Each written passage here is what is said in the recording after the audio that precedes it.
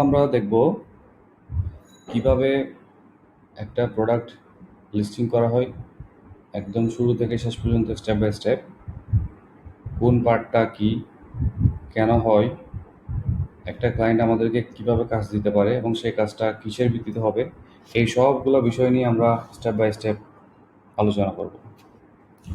তো আমরা সবাই স্ক্রিনের মধ্যে একটা একটা শিট দেখতে পাচ্ছি।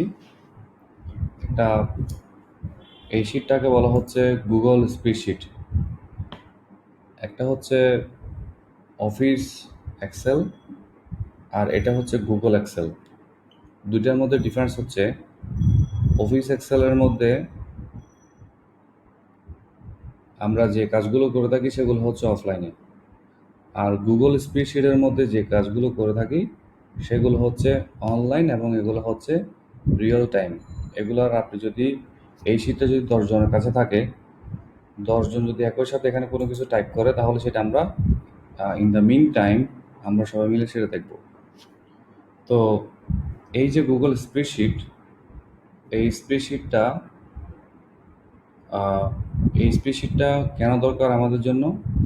এই স্প্রেডশিটটা দরকার হচ্ছে আমরা প্রত্যেকটা বিষয় ট্র্যাক রাখার জন্য। যেমন ধরেন, প্রথমেরটা হচ্ছে সাপ্লায়ার লিঙ্ক, অথবা এটাকে বলা হচ্ছে সোর্স লিঙ্ক। তো আমি যদি এখানে হেডলাইন দিই যে SOURC সোর্স লিঙ্ক অথবা সাপ্লায়ার লিঙ্ক, তাহলে দেখেন এই যে আমরা এখন আজকে যে অ্যাকাউন্টে কাজ করব সেই অ্যাকাউন্টটা হচ্ছে একটা ebay.co.uk। তার মানে এই ক্লায়েন্টটা হচ্ছে ইউনাইটেড কিংডমের, সেই কারণে আমরা লগ ইন করছি ebay.co.uk তে। তো আমাদেরকে যেই প্রোডাক্টগুলো দেওয়া হলো সেই প্রোডাক্টের সোর্স লিঙ্ক হলো আলি এক্সপ্রেস। তো আমি আপনাদেরকে বলছিলাম ড্রপ শিপিংয়ের ক্ষেত্রে আমাদেরকে ক্লায়েন্ট বলতে পারে যে তোমরা ড্রপ শিপিং করো বা আমাকে আমার অ্যাকাউন্টটাতে ড্রপ শিপিং করবো। সো ড্রপ শিপিং করার জন্য আমরা বিভিন্ন সাইট থেকে প্রোডাক্ট নিতে পারি। আমাদের সাপ্লায়ার হিসেবে আমরা বেশ কিছু সাইট বেছে নিতে পারি। আমরা সেগুলো একটু নোট করব যে কোন কোন সাপ্লায়ার সাইট থেকে আমরা প্রোডাক্ট নিতে পারি। সো আশা করি সবাই খাতা কলম নিলেন, কারণ হচ্ছে খাতা কলম নেন সবাই। বিভিন্ন বিষয়গুলো আপনারা চাইলে নোট করতে পারেন। সো আমি সেই বিষয়গুলো একটু দেখাচ্ছি।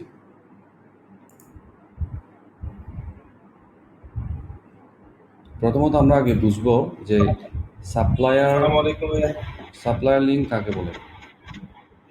আমরা আগে বুঝবো সাপ্লায়ার কাকে বলে, সাপ্লায়ার সাইট কোনগুলা, সেগুলো আমরা আগে ফার্স্টে একটু ভালো মতো একটু বুঝে নেই। ওকে,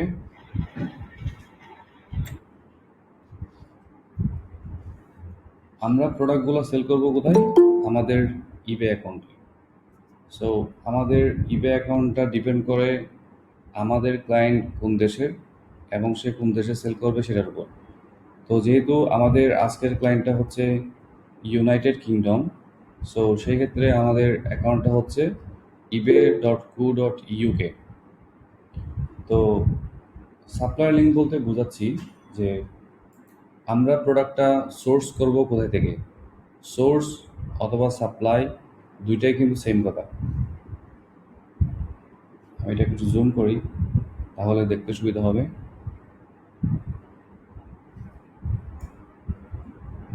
এটা হচ্ছে সেলিং সাইট, তাহলে আমরা সেল করব হলো গিয়ে ebay.co.uk।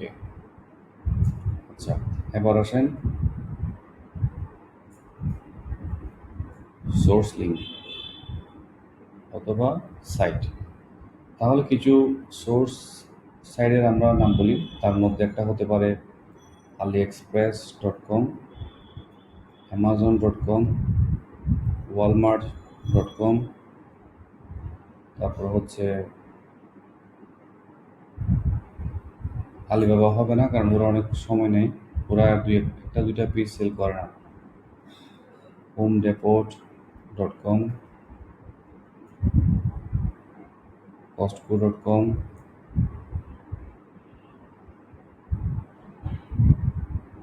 এই ধরনের আর অনেকগুলো সাইট আছে যেগুলোতে প্রোডাক্টগুলো সেল করা হয়। তো এই যে .com দেখছি আমরা, যদি এগুলা ইউকেতে অ্যাভেলেবেল থাকে তাহলে কিন্তু এগুলো আমরা ইউকের জন্য ইউজ করব। বাট যেহেতু আমরা .com দেখছি, তার মানে এগুলো হচ্ছে আমেরিকান সাইট। .com মানে বোঝাচ্ছে এগুলো ম্যাক্সিমাম হচ্ছে আমেরিকান সাইট। তো সেই ক্ষেত্রে আমাদের ওয়েবসাইট সেল করতে হবে ebay.com এর মধ্যে। এগুলো হচ্ছে ebay.com এর সাইটের জন্য। যদি ক্লায়েন্ট যদি ebay.co.uk হয়, সেই ক্ষেত্রে আমরা যে অ্যামাজন সাইট ইউজ করব, সেই অ্যামাজন সাইটটা অবশ্যই কী হবে, সেই অ্যামাজন সাইটটা অবশ্যই হবে amazon.co.uk। আচ্ছা, বাকিগুলো দেখাচ্ছি, কস্টকোডও সেম। কেন আমরা amazon.co.uk থেকে নিব, এই বিষয়ে একটু ক্লিয়ার করি। কারণ হচ্ছে amazon.com হচ্ছে আমেরিকান সাইট, .co.uk হচ্ছে ইউনাইটেড কিংডমের সাইট। আমেরিকা থেকে কোনো একটা প্রোডাক্ট যদি ইউকেতে পাঠানো হয় তাহলে সেটার ক্ষেত্রে সময় লাগতে পারে 10 থেকে 15 দিন। আবার যদি অ্যামাজন ইউকে থেকে কোনো একটা প্রোডাক্ট যদি ইউকের মধ্যে সেল করা হয় তাহলে সেই প্রোডাক্টটা 1 দিন 2 দিন অথবা সর্বোচ্চ 3 দিনের মধ্যেই ইউকের মধ্যে প্রোডাক্টটা সেল করা হবে। তার মানে ওই দেশ থেকে প্রোডাক্টটা নিয়ে ওই দেশের মধ্যে সেল করা, কানাডা থেকে প্রোডাক্টটা নিয়ে কানাডায় সেল করা, এটার শিপিং টাইমটা হবে অনেক কম, পাঠানোর যে প্রক্রিয়া সেই প্রক্রিয়াটুকু হবে অনেক কম। ওকে, যদি আলি এক্সপ্রেস থেকে নেওয়া হয়, কারণ আমরা জানি আলি এক্সপ্রেস হচ্ছে অনেক বড় একটা সাইট। আমরা যদি একটু দেখে নিই, এখানে বেশ কিছু আইটেম আছে। ওপেন করলাম, এটা ওপেন করি, 2-1টা ওপেন করে দেখি।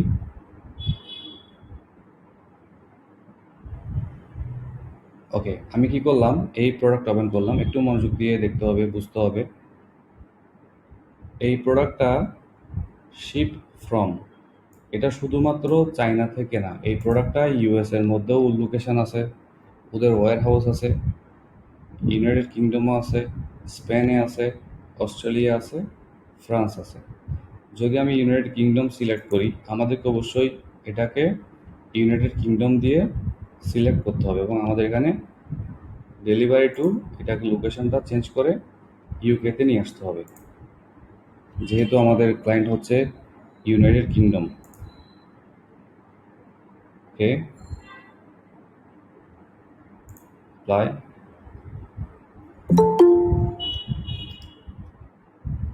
তাহলে দেখেন আমি এখানে ইউকে সিলেক্ট করলাম। তাহলে যখনই ইউকে সিলেক্ট করা হলো তখন আমরা এই প্রোডাক্টটা ইউকের মধ্যে শিপিং দিচ্ছে। এই প্রোডাক্টটা অগাস্ট 15 এর মধ্যে ডেলিভারি হয়ে যাবে মাস্ট বি, না হলে এটাকে ফুল রিফান্ড দিবে। তাহলে দেখেন AliExpress.com আমরা সবাই জানি এটা হচ্ছে চায়নার একটা ওয়েবসাইট। এই ওয়েবসাইটটা অবস্থিত হচ্ছে চায়নাতে, ওদের সবগুলো প্রোডাক্ট চায়নাতে আছে। বাট কিছু কিছু প্রোডাক্ট আছে যেই প্রোডাক্টগুলা বিভিন্ন জায়গায় বিভিন্ন প্লেসের মধ্যে তারা কি করে, ওরা স্টক করে রাখে। সেম প্রোডাক্টটা চায়নাতেও আছে, সেম প্রোডাক্টের স্টক আমেরিকায় আছে, ইউকে আছে, স্পেন আছে, অস্ট্রেলিয়া আছে, ফ্রান্স আছে। সো আমরা যে প্রোডাক্টগুলো নিচ্ছি সেই প্রোডাক্টগুলোর লোকেশন অবশ্যই ইউনাইটেড কিংডমে থাকতে হবে, তাহলে সেই প্রোডাক্টটা শিপিং করতে, ডেলিভারি করতে বেশি দেরি লাগবে না। যদি ইউনাইটেড কিংডম না থাকে তাহলে সেই প্রোডাক্টটা চায়না থেকে ইউকেতে যাইতে মিনিমাম 25 থেকে 30 দিন সময় লাগবে। তো সেই সময়টা কিন্তু কেউ অপেক্ষা করবে না, কারণ যারা ইবেতে আসে তারা জানে যে ইবের মধ্যে ম্যাক্সিমাম প্রোডাক্টগুলো খুব তাড়াতাড়ি শিপমেন্ট করা হয়। আমি যদি বাংলাদেশের একটা এক্সাম্পল দিতে চাই, বাংলাদেশের মধ্যে আমরা অনেকে ইভেলি থেকে অনেকগুলো প্রোডাক্ট কিনে থাকি, কারণ হচ্ছে সেখানে অনেক সময় দাম কম থাকে এবং বিভিন্ন ধরনের সাইক্লোন অফার থাকে। ওইসব সাইক্লোন অফার থেকে আমরা যখন কোনো একটা প্রোডাক্ট কিনি, সেই প্রোডাক্টগুলোর প্রাইস থাকে 30%।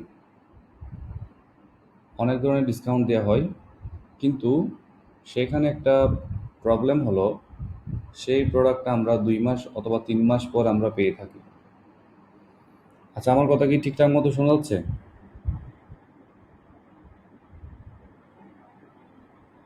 জিশান, জি ভাই, ক্লিয়ার হচ্ছে। অল একটু ক্লিয়ার? ডিস্টার্ব করতেছে ভাইয়া। All clear?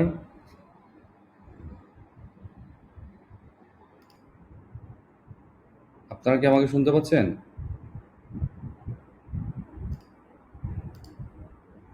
জিশান, জি ভাইয়া, শোনা যাচ্ছে।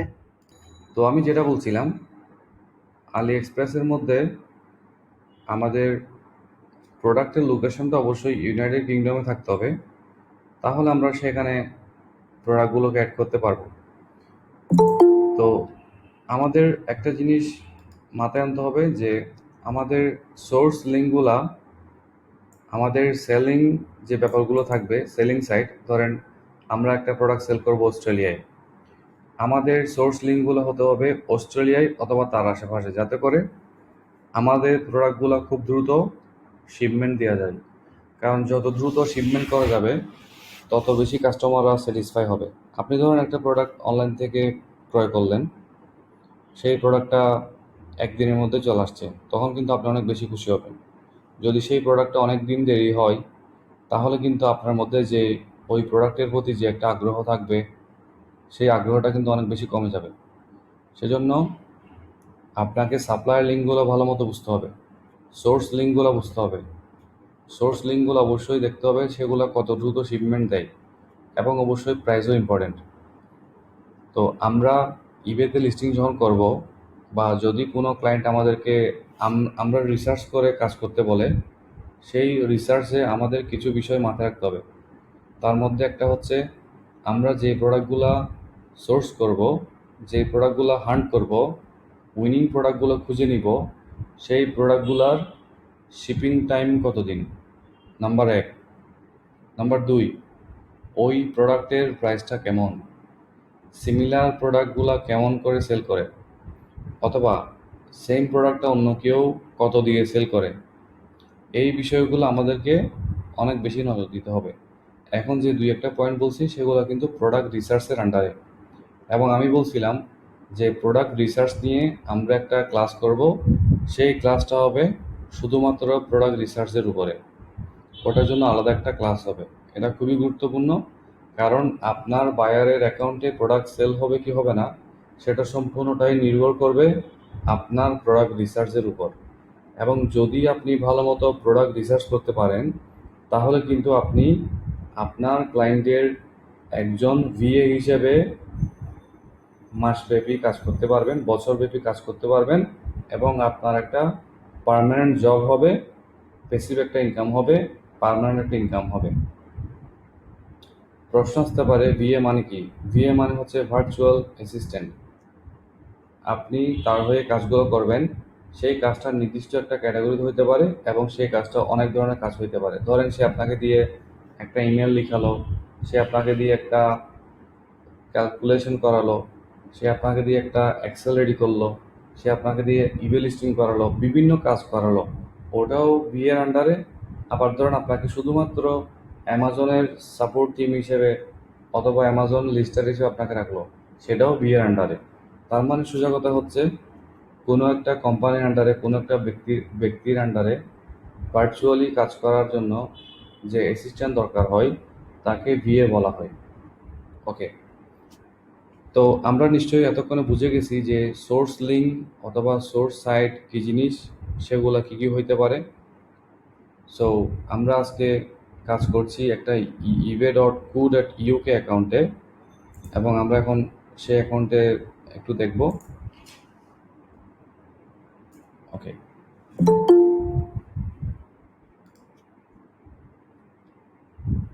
আমরা একটা ebay.co.uk অ্যাকাউন্টে আছি। তো আমরা যখন একটা অ্যাকাউন্টে লগ ইন করবো, লগ ইন করার পরে আমাদের এখানে প্রথমে আমাদের ক্লায়েন্টের নাম দেখা যাবে, এখানে দেখা যাচ্ছে সারা ডেভিস, এটা হচ্ছে ক্লায়েন্টের নেম অথবা এটা ইউজার নেম। এরপর আমরা একটা নাম দেখছি, এটা হচ্ছে স্টোরের নেম অথবা স্টোরের একটা নাম। ওকে, তো আমাদের প্রথম কাজ হচ্ছে আমরা প্রথমত কোথায় যাব, মাই ইবেতে যাব, এরপরে সেলিংয়ে যাব। অন্য কোথাও আপাতত আমাদের যাওয়া দরকার নাই। মাই ইবে এবং সেলিং যাওয়ার পর আমাদের কাজ হচ্ছে লিস্টিংয়ে ক্লিক করলাম। ক্লিক করার পর আমরা দেখব যে তার অ্যাকাউন্টে কয়টা অ্যাক্টিভ প্রোডাক্ট আছে। তার মানে এইখানে যে 11টা প্রোডাক্ট দেখা যাচ্ছে, সেই প্রোডাক্টগুলো এখন অ্যাভেলেবেল, মানুষজন চাইলে সেই প্রোডাক্টগুলো কিনতে পারবে তার অ্যাকাউন্ট থেকে। তো আমি কি করলাম, একটা প্রোডাক্ট ওপেন করি।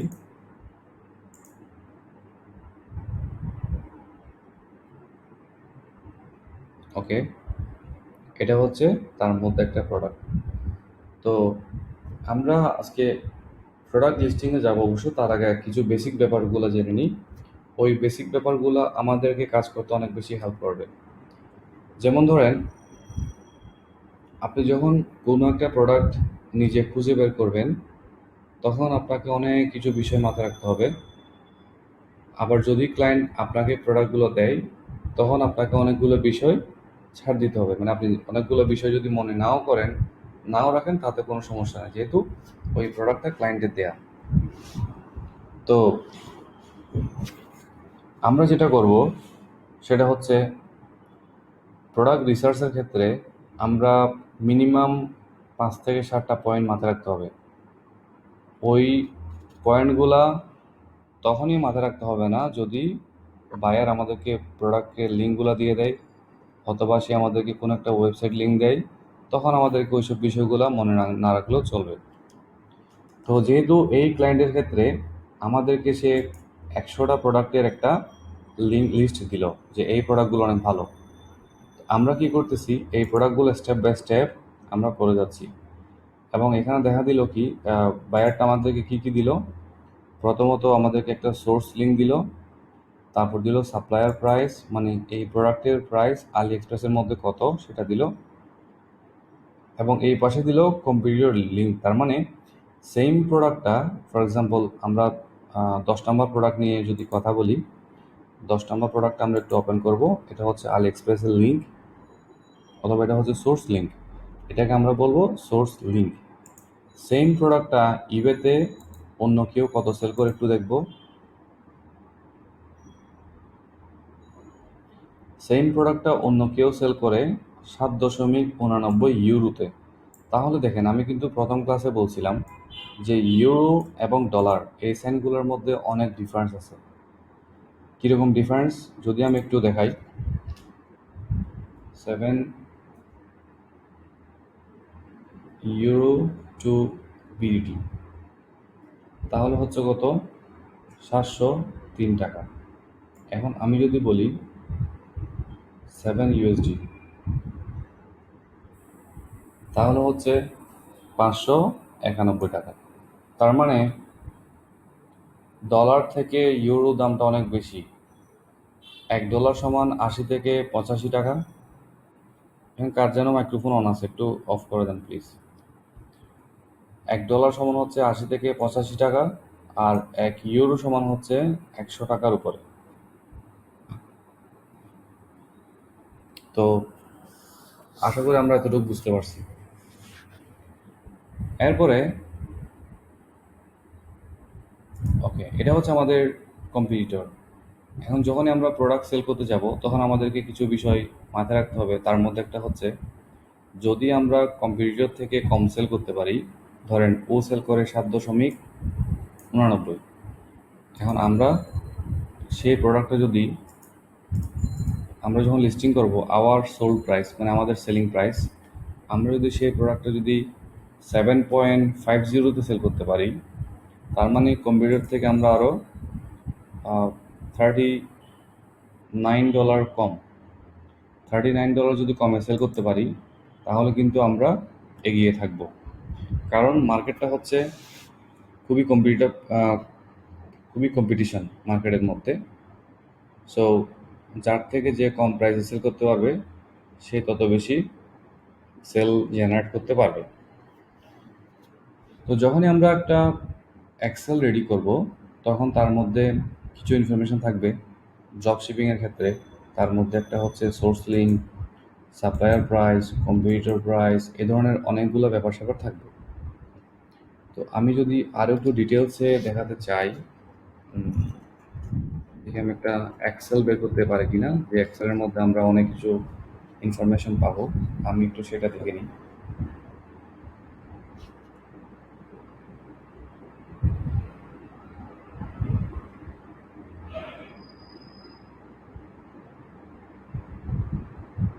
আমি একটা আপনাদের জন্য এক্সেল খুঁজে বের করছি।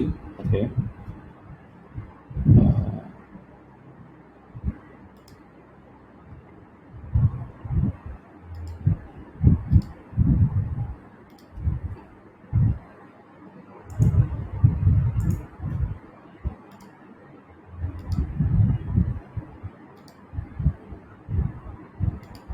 আপনারা কি আমার স্ক্রিনে দেখতে পাচ্ছেন? তো বেসিক্যালি জি ভাইয়া। এই এক্সেলটা হচ্ছে একটা ড্রপ শিপিং ড্রপ শিপিং করার জন্য এটা হচ্ছে অনেক ভালো একটা এক্সেল।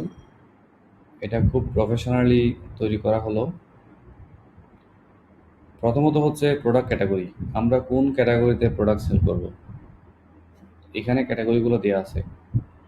তারপর হচ্ছে সাপ্লায়ার লিঙ্ক, আমরা কোন সাইট থেকে প্রোডাক্টটা নিচ্ছি, এখানে প্রোডাক্টগুলো হচ্ছে কস্টকো এবং কিছু অ্যামাজন থাকতে পারে, বাট ম্যাক্সিমাম হচ্ছে কস্টকো। ওকে, তারপর অপশনটা হচ্ছে কি সাপ্লায়ার প্রাইস, আমরা যেই সাপ্লাই থেকে প্রোডাক্টগুলো কিনবো সেই সাপ্লাই থেকে সাপ্লায়ারের প্রোডাক্টগুলো কত।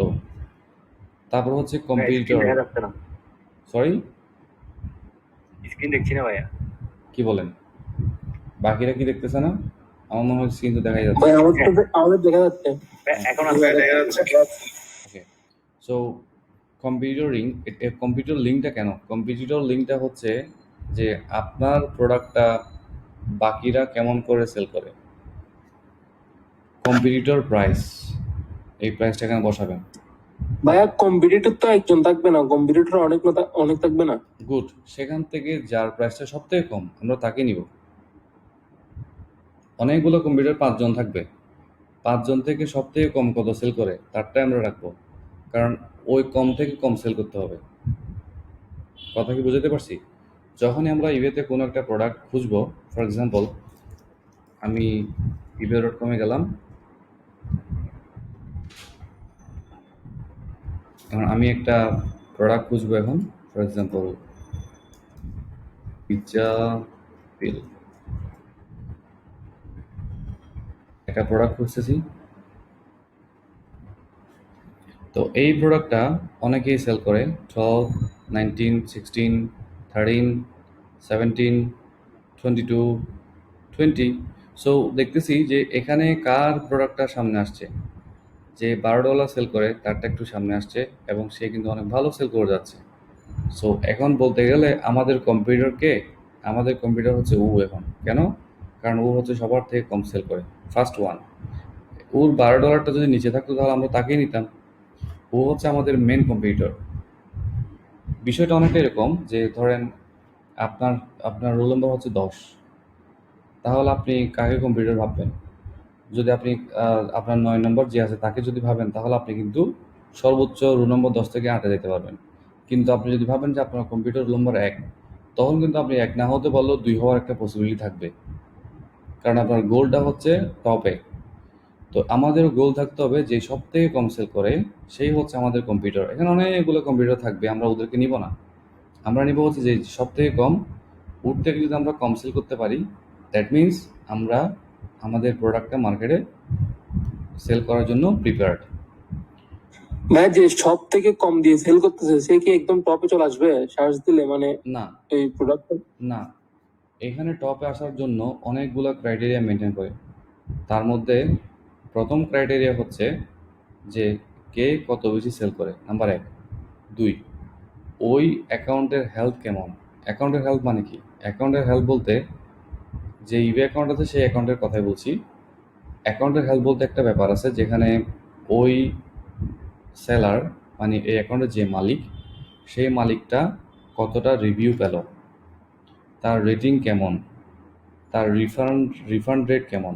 এই যে প্রত্যেকটা সেলার এখানে একটা মার্ক থাকে, ওটা হচ্ছে 99.8% পজিটিভ ফিডব্যাক। তার মানে সেই 37,000 রিভিউ পাইছে।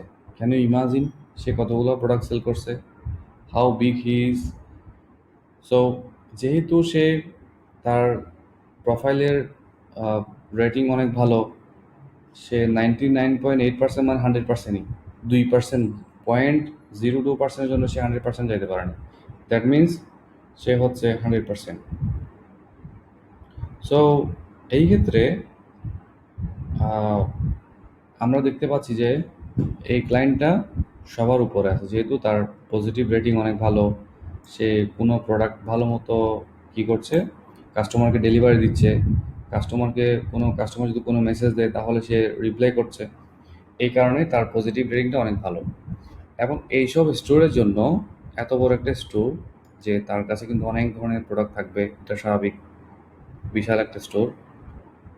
তো আমরা যদি একটু ভালো মতো দেখি তাহলে দেখেন এই পাবলিকটা আইটেম অ্যাজ ডেসক্রাইব এতগুলো রিভিউ পাইছে, কমিউনিকেশন রিভিউ পাইছে, শিপিং টাইম রিভিউ পাইছে, শিপিং চার্জেস রিভিউ পাইছে। তার মানে তার সবগুলোই ভালো। সে আইটেম অ্যাজ ডেসক্রাইব মানে হচ্ছে সে যে প্রোডাক্টটা যেভাবে ছবি দিচ্ছে সেই প্রোডাক্টটা কি আসলে সেভাবে আছে কিনা। অনেক সময় দেখা যায় কি, আমরা অনলাইন থেকে, বাংলাদেশের কথা বলি, অনলাইন থেকে একটা মেয়েদের ড্রেস, এক্ষেত্রে অনেক সময় বেশি হয় যে একটা ড্রেস ছবিতে দেখবে ওয়াও অসাম, কিন্তু যখনই এটা ঘরে আসলো তখন দেখতেছে এটা মোটামুটি অবস্থা 12টা। হুম।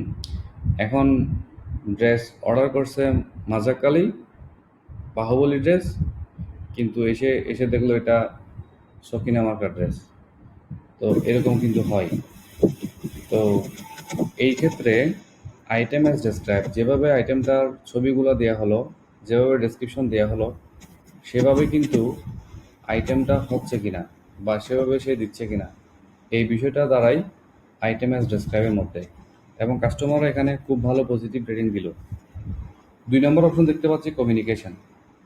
যখনই কোনো একটা প্রোডাক্ট মার্কেটের মধ্যে শু করে বা কোনো একটা প্রোডাক্ট যখন কেউ সেল করে, তখন কাস্টমারের কাছে অনেক ধরনের প্রশ্ন থাকতে পারে যে এই প্রোডাক্টটার সাইজ কেমন, এই প্রোডাক্টটার, তুমি তো কালার দাও না, এটার কালারটা কেমন হতে পারে, বা এই এই প্রোডাক্টটার এই প্রোডাক্টটা কি কতদিন লং লাস্টিং করবে, এই ধরনের অনেকগুলো কোয়েশ্চেন থাকে। তো সেই কোয়েশ্চেনগুলোর আনসারগুলো এই ক্লায়েন্ট কীভাবে দিচ্ছে বা এই সেলার কীভাবে দিচ্ছে সেটার উপর একটা রেটিং থাকে। শিপিং টাইম, প্রোডাক্টটা ধরেন বলছে কি সে 3 দিনের মধ্যে শিপিং করবে, এখন 3 দিনের মধ্যে সে কি শিপিং করছে নাকি 3 দিন থেকে গিয়ে এটা 5 দিন 7 দিনে চলে গেল, ওটার উপর একটা রেটিং থাকে। এরপর হচ্ছে শিপিং চার্জেস, এই যে প্রোডাক্টটা কেনার পরে কাস্টমারের ঘরে পৌঁছানোর জন্য যে সার্ভিস চার্জ যেটা কাটে, সেই চার্জটা কি বেশি কাটে নাকি ঠিক আছে, সেটার উপর একটা রিভিউ। দ্যাট মিনস হচ্ছে এই ক্লায়েন্টটার পজিটিভ রেটিং হচ্ছে 12,395, যেখানে নেগেটিভ হচ্ছে মাত্র 31। এই 31টা কিন্তু আসলে কিছুই না, এই 12,000-এর মধ্যে 31 নেগেটিভ কিছুই না। আর নিউট্রাল আছে, মাঝে মাঝে অবস্থানে আছে কতজন, যে 47। ঠিক আছে, মানে এরা ব্রাজিলেও না আর্জেন্টিনাও না, এরা মজা নিয়ে পার্টি মাঝখানের জন্য। আচ্ছা, এখন এই যে বিষয়গুলো কিন্তু খুব বেশি ইম্পর্টেন্ট, যে র্যাঙ্কিংয়ের জন্য শুধুমাত্র প্রোডাক্ট প্রাইস না, ক্লায়েন্টের অ্যাকাউন্ট হেলথ, কতগুলো সোল্ড হলো, এবং টাইটেলটা এসইও কি না। এই টাইটেলের মধ্যে আমি যে কিওয়ার্ড দিয়ে খুঁজলাম, আপনাদের মনে আছে কি না জানি না, আমি কিওয়ার্ড দিছি পিৎজা পিল। এই পিৎজা পিল হচ্ছে আমার কিওয়ার্ড ছিল, এবং সেই কিওয়ার্ডটা এই টাইটেলের মধ্যে থাকার কারণে, দেখেন এই টাইটেলে একদম ফার্স্টে থাকার কারণে এই প্রোডাক্টটা র্যাঙ্ক করছে। তো আমরা একটু পরেই ইনশাল্লাহ এই প্রোডাক্টের টাইটেল কিভাবে করে সেটা আমরা দেখব, এবং সেটা সম্পর্কে আমরা জানবো ডিটেলসে।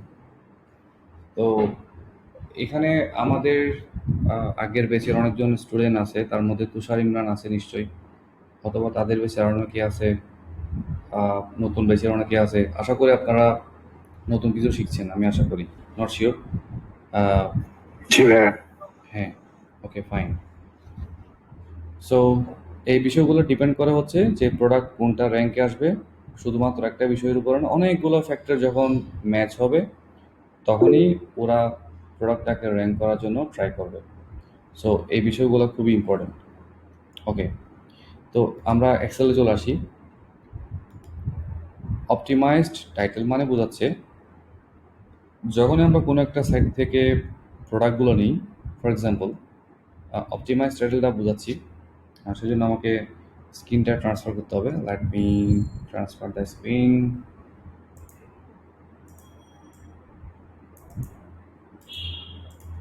ওকে, আপনারা নতুন একটা স্ক্রিন দেখছেন, তাই তো? ওকে, জি ভাইয়া। জি ভাইয়া। দেখেন, আলি এক্সপ্রেসের যে প্রোডাক্ট টাইটেল, সেই প্রোডাক্ট টাইটেল দেখেন অনেক বিশাল। এবং আমরা জানি অ্যামাজন থেকেও যদি কোনো একটা প্রোডাক্ট আমরা কিনি, তাহলে কিন্তু সেই প্রোডাক্টের টাইটেলটাও কিন্তু অনেক বড় হয়। ইভেন ওয়ালমার্টের টাইটেলও বড় হয়, হোম ডেপোর টাইটেল বড় হয়, এই টাইটেলগুলো একটু বড়ই হয়। তো সেই বড় টাইটেল থেকে আমাদেরকে টাইটেলটাকে অনেক ছোট করতে হবে। ফর এক্সাম্পল, আমি যদি এই প্রোডাক্টে যাই,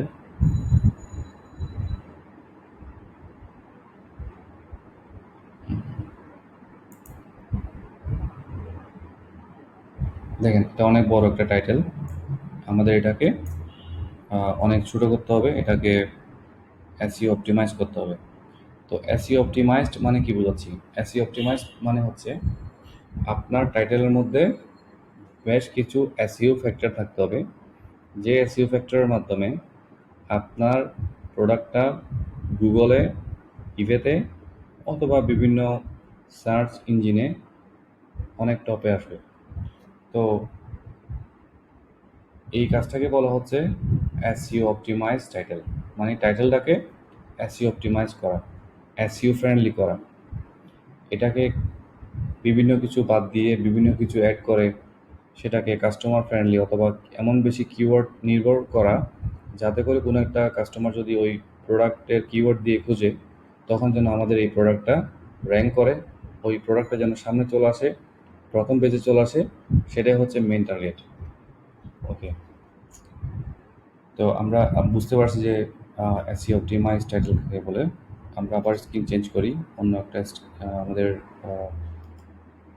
আগের স্ক্রিনে চলে আসি।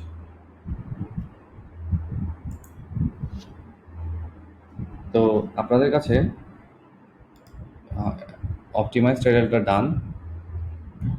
এরপর হচ্ছে, এরপর অপশনটা কি বলছে যে মিনিমাম সেলিং প্রাইস। এখানে হচ্ছে আওয়ার লিঙ্ক, মানে আমাদের প্রোডাক্টের লিঙ্ক, আমরা যে প্রোডাক্টটা করলাম সেটার লিঙ্ক। আওয়ার প্রাইস, আমাদের প্রোডাক্টের প্রাইস। এরপর এখানে বিভিন্ন ধরনের স্ট্যাটাস আছে, টোটাল সোল্ড ওয়েট, যেন কয়টা সোল্ড হলো না হলো এই বিষয়ে বিভিন্ন ধরনের ধারণা দিয়ে আছে। সো আমাদের যখন আমরা কোনো একটা কাজ করব, তখন আমরা যেন প্রতিটা ক্লায়েন্টের জন্য এরকম করে একটা এক্সেল তৈরি করব। এটা ভালো করে মনোযোগ দিয়ে শুনে রাখেন যে আমরা যেন যখনই আমরা একটা এক্সেল রেডি করব, তখন ক্লায়েন্টের নাম, ইবে এবং কোন সাইটের জন্য করতেছি সেটা আমরা এরকম ডিটেলসে আমরা প্রত্যেকটা স্টেপ আমরা করে রাখবো। এরপরে একটা স্টেপ হবে যে অর্ডার ম্যানেজমেন্ট। এই অর্ডার ম্যানেজমেন্টটা খুবই গুরুত্বপূর্ণ। আপনার প্রত্যেকটা ক্লায়েন্টের জন্য এরকম ডিটেলস এক্সেল শিট থাকতে হবে, যে এক্সেলের মধ্যে আপনারা সব ধরনের ইনফরমেশনগুলো পাবেন এবং ইনফরমেশনগুলো আপনারা এখানে বসাতে পারবেন। যে সাপ্লায়ার লিঙ্ক, বসাতে পারবেন। তারপর হচ্ছে অর্ডার নাম্বার, ইবে আইটেম নাম্বার, সোল ডেট, কোন তারিখে সেল হলো, যারা কিনলো তাদের নাম ঠিকানা, তাদের অ্যাড্রেস, সাপ্লায়ার অর্ডার আইডি, কয়টা প্রোডাক্ট কে কিনলো, ট্র্যাকিং নাম্বার, তারপর হচ্ছে কোন কুরিয়ার সার্ভিসের মাধ্যমে দেওয়া হচ্ছে, রিটার্ন কোনো অর্ডার আসছে কিনা, আমরা প্রোডাক্টটা কত দিয়ে কিনলাম, কত দিয়ে সেল করলাম, কত পেড করলাম, ইবে ফি কত কাটলো, পেপাল ফি কত কাটলো, আমাদের প্রফিট কত হলো, হ্যাঁ, এগুলো সবগুলা স্টেপ বাই স্টেপ আমরা ইনফরমেশনগুলো এভাবে বসাবো। এবং এই কারণেই এইসব বিষয়গুলো নিয়ে কিন্তু একজন ভিএকে রাখা হয়, একজন ভার্চুয়াল অ্যাসিস্ট্যান্টকে রাখা হয় এই সব কিছু ম্যানেজ করার জন্য। সো আমরা যদি এই কাজগুলো যদি ভালো মতো শিখতে পারি, তাহলে ডেফিনেটলি আমরা অনেক লং টাইম কাজ করার সুযোগ পাবো। বাট আপনাকে অনেক বেশি এক্সপার্ট হইতে হবে। যখন আপনি কাজ করবেন তখন আপনাকে এইসব বিষয়গুলো ফলো করে স্টেপ বাই স্টেপ ম্যানেজ করে একটু সময় দিয়ে শিখতে হবে। কারণ দেখেন, আপনি যদি ভালো প্রফিট করতে পারেন, একটা প্রোডাক্টে $4, $3, $1, $2 করে প্রফিট করতে পারেন, এবং আপনার যদি পার ডে 20টা অথবা 30টা সেল হয়, তাহলে আপনি একদিনে $150-200 আর্নিং করলেন। এখন প্রশ্ন আসতে পারে, আমরা এই ধরনের কাজগুলো কীভাবে নিয়ে থাকি।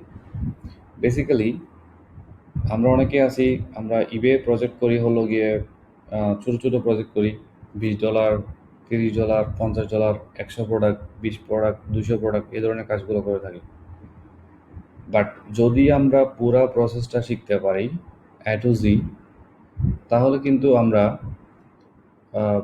কোনো একটা ক্লায়েন্টের হয়ে অর্ডার ম্যানেজমেন্ট থেকে শুরু করে, কাস্টমার সাপোর্ট থেকে শুরু করে, ট্রেড লিস্টিং থেকে শুরু করে, এবং ওই অ্যাকাউন্টটা ম্যানেজমেন্ট করা পর্যন্ত যতগুলো কাজ আছে সবগুলো কাজ যদি আমরা শিখতে পারি, আমরা যদি জানি, তাহলে আমাদের অনেক বেশি আইডিয়া হবে এবং আমরা অনেক বেশি কনফিডেন্ট ফিল করব। এবং আমাদের রিলেটিভস যারা আছে USA, Canada, Australia, UK, so ওই সব দেশের মানুষদের সাথে আমরা একটা পার্টনারশিপে বিজনেস করতে পারবো। তারা কি করবে, তারা একটা ইভি অ্যাকাউন্ট খুলে দিবে, যেহেতু বাংলাদেশ থেকে পেপাল সাপোর্ট করে না। সো আমাদের সেই ক্ষেত্রে অন্য দেশের মানুষদের হেল্প নিতে হবে। তারা অ্যাকাউন্ট ক্রিয়েট করে দিবে, আমরা এখান থেকে বসে সেই অ্যাকাউন্টগুলো ম্যানেজ করব, অর্ডারগুলো প্রসেসিং করব, সব কাজ থাকবে আমাদের। তারা শুধু ওই অ্যাকাউন্টের যে সাপোর্ট, সেই সাপোর্টটা দিবে, পেমেন্টের যে ব্যাপার স্যাপার সেগুলো সে সাপোর্ট দিবে, এতটুকু তার কাজ।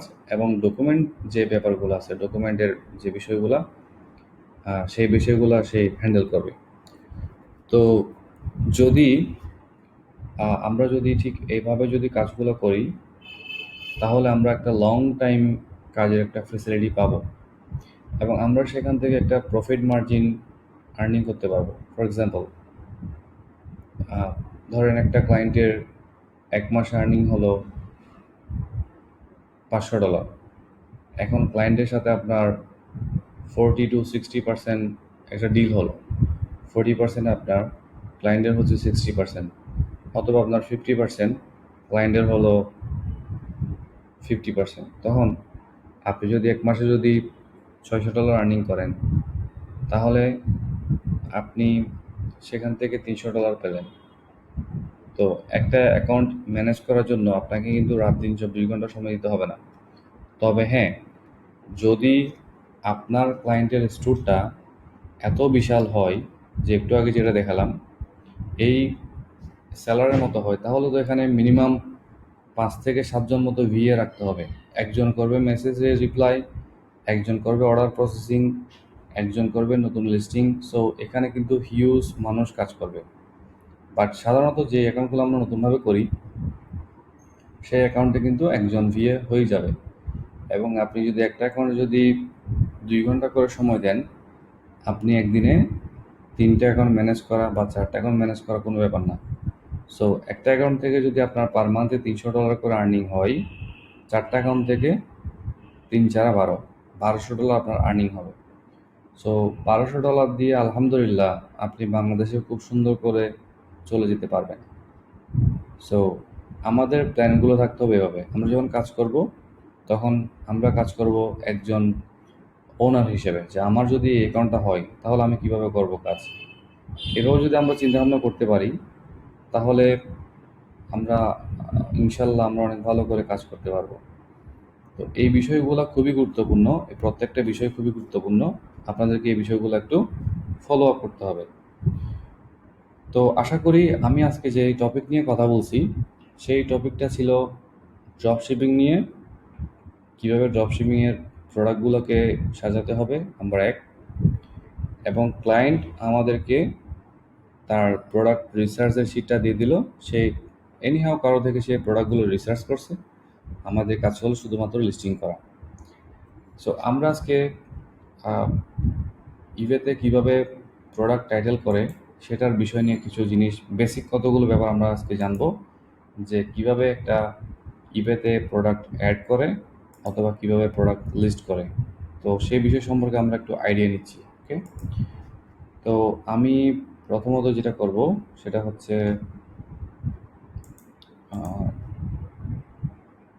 আপনাদেরকে দেখাবো যে কিভাবে একটা প্রোডাক্ট অ্যাড করে অথবা কী কী বিষয়গুলো আমাদেরকে মাথায় রাখতে হবে। আমি স্ক্রিন চেঞ্জ করি। ওকে,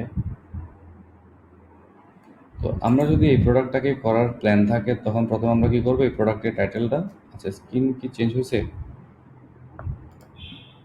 আচ্ছা হয়েছে। প্রোডাক্টের টাইটেলটা আমরা আগে নিব, কপি করলাম, নেওয়ার পরে আমরা একদম প্রথম থেকে চলে আসি, ইবের ফার্স্ট পেজে চলে আসি। আমরা এখন একদম ইবেতে হোম পেজ আছে, এটাকে হোম পেজ বলা হয়, মাই ইবে সেলিং, এরপর হচ্ছে লিস্টিং। ওকে, আমরা এখান থেকে চাইলে ক্লিয়ার লিস্টিং দিয়েও যেতে পারি, ক্লিয়ার লিস্টিং, সিঙ্গেল লিস্টিং।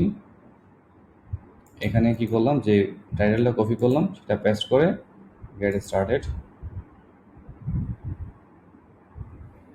এবং আমরা প্রথম অপশন পেলাম সেটা হচ্ছে টাইটেল।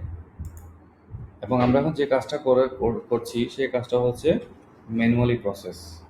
আমি বলছিলাম প্রথম ক্লাসে ইবেতে যে আমরা যখন ইবেতে লিস্টিং করব তখন দুই ধরনের অপশন আছে, একটা হচ্ছে ম্যানুয়ালি আর একটা হচ্ছে লিস্টিং বাই টুলস। ওই ধরনের টুলসগুলোর মধ্যে প্রথমত হচ্ছে অটোডিএস, টার্বো লিস্টার, ক্রেজি লিস্টার, তারপর হচ্ছে ইনফ্রগ, তারপর হচ্ছে ডিএসএম টুল, লিস্টিং মিরর, এই ধরনের অনেকগুলো টুলস আছে যেগুলোকে থার্ড পার্টি টুল বলা হয়। ওই টুলসগুলোর মাধ্যমে আপনি খুব সহজে লিস্টিং করতে পারবেন, এবং ইনশাল্লাহ আমরা সেই টুলসগুলো নিয়ে আলোচনা করব। থার্ড পার্টি টুল নিয়ে আপনাদের সাথে একটা ক্লাস নেওয়ার পসিবিলিটি আছে, বাট প্রত্যেকটা ক্লাস ইউটিউবে আমার মনে হয় না দেওয়া হবে, কারণ অনেকগুলো ব্যাপারে হয়তো বা সবগুলো ক্লাস দেওয়া হবে না। তো আমরা একটু দেখে নিব যে কিভাবে ইবেতে প্রোডাক্ট টাইটেলগুলো আমরা করা দরকার, কিভাবে আমরা প্রোডাক্ট টাইটেলগুলো করব, সেই বিষয়টা আমরা একটু আজকে দেখে নিই। তো বেশ কিছু পয়েন্ট আমরা ফলো করতে পারি যখন আমরা ইবেতে টাইটেল করব। তার মধ্যে পয়েন্ট নাম্বার 1 হচ্ছে আমরা অবশ্যই আমাদের প্রোডাক্ট টাইটেলের মধ্যে আমাদের মেন কিওয়ার্ডটা বসাতে হবে। এটা হচ্ছে পয়েন্ট নাম্বার 1। তো যাদের এক্সাম নেওয়া হয় নাই বা যাদের এক্সাম নেওয়া হবে, এখানে আপনাদের অনেকগুলো এক্সাম নেওয়া হবে, তার মধ্যে যারা সবাই কমপ্লিট করছে তাদের, আমার স্টুডেন্ট আছে যারা এক্সাম নিচ্ছে, ফুরকান আছে, তাসিফ আছে, তারা এক্সামিনি হিসেবে আছে, তারা এক্সাম নিচ্ছে। সো আপনারা এক্সামগুলোতে অ্যাটেন্ড করেন। আই হোপ আপনারা নিজেদেরকে যাচাই করতে পারবেন যে আপনারা কতটুকু শিখলেন, সেটা যাচাই করার জন্য এটা অনেক বড় একটা সুযোগ। ওকে, সো একটু মনোযোগ দিয়ে দেখেন তাহলে। সেটা হচ্ছে আমরা যখন টাইটেল করব তখন আমাদের কিছু বিষয়ের উপর ফোকাস করতে হবে। তার মধ্যে একটা পয়েন্ট বললাম যে টাইটেলের মধ্যে অবশ্যই মেন কিওয়ার্ড থাকতে হবে, এবং সেই মেন কিওয়ার্ডটা আমরা টাইটেলের শুরুর দিকে বসাবো। এরপরের পয়েন্ট, টাইটেলের মধ্যে প্রতিটা ওয়ার্ডের প্রথম অক্ষর হবে বড় হাতের। যদি আমরা একটু ভালো মতো দেখি তাহলে আমরা দেখব কি, যে এখানে প্রত্যেকটা ওয়ার্ডের, এটা মিলে একটা ওয়ার্ড, এটা একটা ওয়ার্ড, কাটার একটা ওয়ার্ড, ফ্রুট একটা ওয়ার্ড, ভেজিটেবল একটা ওয়ার্ড, এই ওয়ার্ডগুলার যে ফার্স্ট লেটার, সেই ফার্স্ট লেটারটা হবে বড় হাতের, ক্যাপিটাল লেটার হবে। প্রত্যেকটা ওয়ার্ডের প্রথম অক্ষর বড় হাতের হবে, নাম্বার 1। এটা 2 নম্বর পয়েন্ট গেল না। 3 নম্বর পয়েন্ট, টাইটেলের মধ্যে আমরা কোনো বিরাম চিহ্ন বসাবো না। বিরাম চিহ্ন কি জিনিস? হাইপেন, প্রশ্নবোধক, স্ল্যাশ, তারপর হচ্ছে এই ধরনের কমা, কোলন, ফুল স্টপ, এই ধরনের বিষয়গুলো আমরা টাইটেলের মধ্যে বসাবো না। এই লেখাটা লেখার পরে আপনারা যারা নোট করতেছেন তারা তো নোট করবেন ভালো। এটার পর আপনি একটা কমা দিয়ে অথবা ব্র্যাকেট দিয়ে লিখবেন বিশেষ দ্রষ্টব্য এখানে। কিন্তু যদি কোনো প্রোডাক্টের বিবরণ সাইজ দিয়ে বোঝানো হয় অথবা ওমেন্স মেন্স বোঝানো হয়, সেই ক্ষেত্রে অ্যাপোস্ট্রফি এসটা দিতে হবে। ফর এক্সাম্পল ওমেন্স, ওকে, ওমেন্সের ক্ষেত্রে আপনাকে অ্যাপোস্ট্রফি এস দিতে হবে। তারপর হচ্ছে 14 ইঞ্চ, 14 পর আপনাকে ইঞ্চির চিহ্নটা দিতে হবে।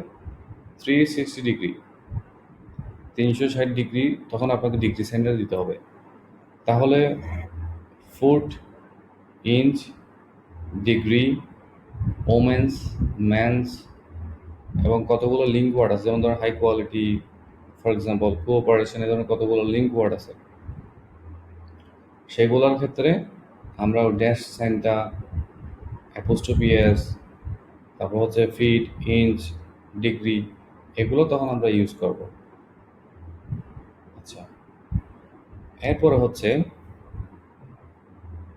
আমরা বিভিন্ন ধরনের কতগুলো কিওয়ার্ড আছে, যেমন ধরেন অ্যান্ড, তারপর হচ্ছে দা, তারপর হচ্ছে হাই কোয়ালিটি, এই ধরনের ওয়ার্ডগুলো আমরা ইউজ করব না, যেগুলা superlative word. For example best quality, high quality, great quality, best seller, এই ধরনের যে ওয়ার্ডগুলো আছে সেই ওয়ার্ডগুলো আমরা টাইটেলের মধ্যে ইউজ করব না। এটা সহ মনে হয় 5 নম্বর নাকি 6 নম্বর পয়েন্ট গেছে। এরপরের পয়েন্ট হচ্ছে টাইটেলটা অবশ্যই অর্থবহ হইতে হবে এবং টাইটেলের মধ্যে আমরা মেন কিওয়ার্ড, ফিচার্স, এবং ফিচার্স মানে বোঝাচ্ছি যে এটার গুণাবলীগুলা, মেইন যেগুলো গুণাবলী থাকবে, ধরেন প্রত্যেকটা প্রোডাক্টের মধ্যে কতগুলো গুণাবলী থাকে, তার মধ্যে ধরেন ওয়াটার প্রুফ, এরপরে স্টেনলেস স্টিল, এগুলো হচ্ছে কোনো একটা প্রোডাক্টের ফিচার। সো আমি ফিচার মানে বোঝাচ্ছি FEATURE, নট FUTURE। সো এইসব গুণাবলীগুলো আমাদেরকে আমাদের টাইটেলের মধ্যে উল্লেখ রাখতে হবে। ওকে, এরপরে হচ্ছে আমরা আমাদের প্রোডাক্টের যে বিবরণটা আছে, আমরা চাইবো যে আমাদের টাইটেলের মধ্যে আমরা প্রোডাক্টটার ইনফরমেশনগুলো দেওয়ার জন্য যত বেশি আমরা ইনফরমেটিভ টাইটেলটা করতে পারবো তত বেশি আমাদের টাইটেলটা র্যাঙ্ক করবে এবং কিওয়ার্ডগুলো সামনে আসবে। আরেকটা পয়েন্ট হচ্ছে আমরা টাইটেলের মধ্যে ট্রাই করব যাতে সিনোনিম কিওয়ার্ডগুলো চলে আসে। কারণ আমি একটু আগে যেটা দেখালাম যে পিৎজা পিৎজা পিল, সো ওই পিৎজা পিলের সিনোনিম কিওয়ার্ড কি আছে সেই কিওয়ার্ডটা চাইলে আমরা টাইটেলের শেষে করে বসাতে পারি এবং সেই সিনোনিমটা অনেক বেশি কাজ দিবে। আমরা যারা কিওয়ার্ড রিসার্চ সম্পর্কে জানি তারা আমরা জানি যে সার্চ ভলিউম বলতে একটা কথা আছে। তো ওই সার্চ ভলিউমের মধ্যে যেটা বেশি বেশি সার্চ হয় পার মান্থে, ওই ধরনের কিওয়ার্ডগুলোকে আমরা টাইটেলের মধ্যে বসানোর ট্রাই করব, যাতে করে মানুষজন দুইটা কিওয়ার্ড দিয়ে খুঁজলে যেন আমাদের প্রোডাক্টের টাইটেলটা তাদের সামনে চলে আসে। তো আজকে যা বললাম এই সবগুলো হচ্ছে প্রোডাক্ট টাইটেল নিয়ে। তাহলে চলেন আমরা একটু রিপিট করে আজকের ক্লাসটা। আমরা আজকে কি শিখলাম? সাপ্লায়ার কি জিনিস, সাপ্লায়ার কিভাবে খুঁজবো, সাপ্লায়ারটা কোন দেশের হবে, এরপর হচ্ছে কোন কোন সাপ্লায়ার থেকে আমরা প্রোডাক্টগুলো নিতে পারি, তারপর হচ্ছে আমাদের ইবে টাইটেলটা কেমন হবে, এবং আমরা এই ড্রপশিপিং কাজগুলো করে কি করতে পারবো, আমরা কি কি সার্ভিস দিতে পারবো, এই বিষয়গুলো সম্পর্কে আমরা আজকে আলোচনা করছি। সো আমি আশা করি আপনারা প্রত্যেকটা বিষয় বুঝতে পারছেন এবং এই বিষয়গুলো আপনাদেরকে অনেক বেশি হেল্প করবে আপনাদের কেরিয়ারটাকে ডেভেলপ করার জন্য। সো আমরা এখন প্রশ্ন নিব। আজকের ক্লাস এতটুকুই শেষ, কারণ আমরা অনেকগুলো পয়েন্ট বলছি, অনেকগুলো পেপার বলছি। এর থেকে বেশি যদি বলি তাহলে ওভার দ্য হেড, মাথার উপর দিয়ে যাবে। আমি চাই না সেটা যাক, মাথার ভিতরে থাকুক, আমরা সেটা আলোচনা করি।